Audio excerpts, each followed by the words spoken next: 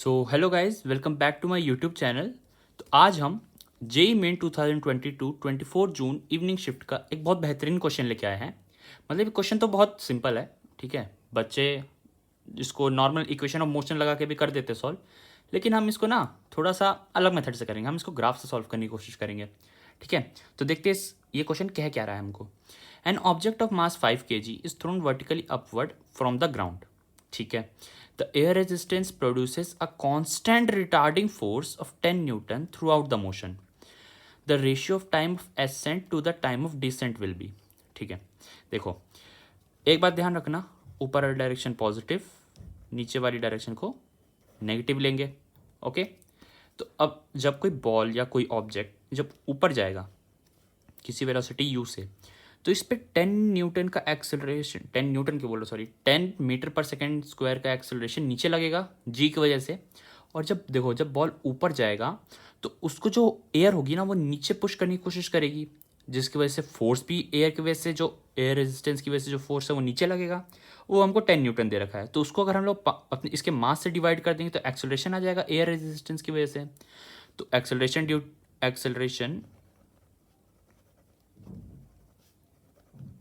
Due to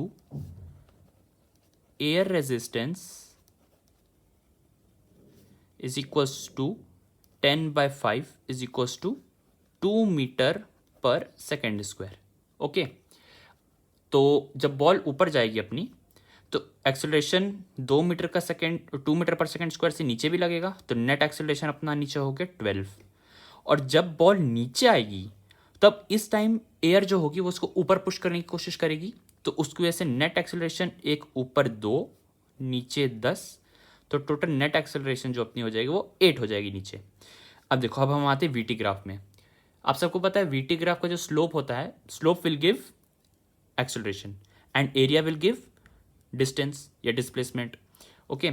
तो अब ये जब वेलोसिटी पॉजिटिव है, यू जब बॉल जब ऊपर जा रहा है तो वेलोसिटी पॉजिटिव होगी, तो इस टाइम पे अपनी एक्सेलरेशन कितनी है नेट 12।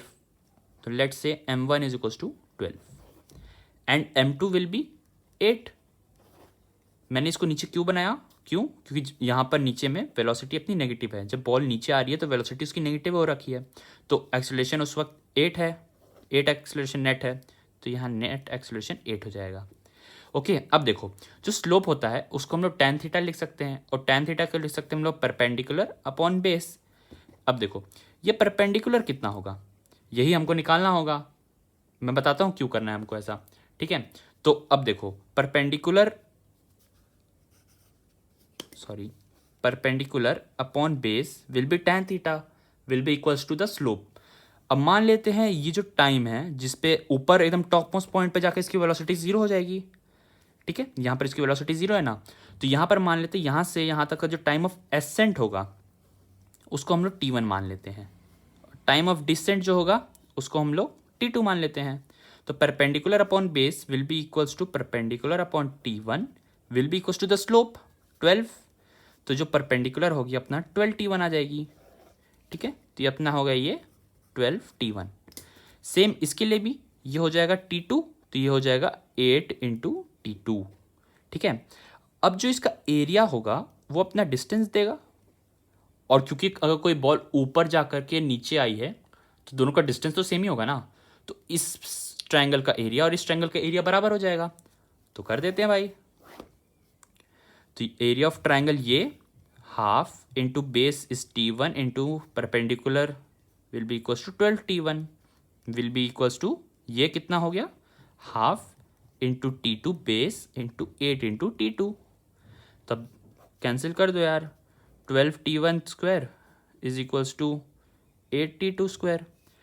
इसे भी कैंसिल कर दो, 4 से 4 3 ज़ा 12, 4 2 ज़ा 8, तो t1 square by t2 square is equals to 2/3। तो t1 by t2 is will be equals to √2/√3। तो ये चाहिए था अपने को, time of ascent to the time of descent is √2/√3। तो ऑप्शन बी अपना करेक्ट हो जाएगा।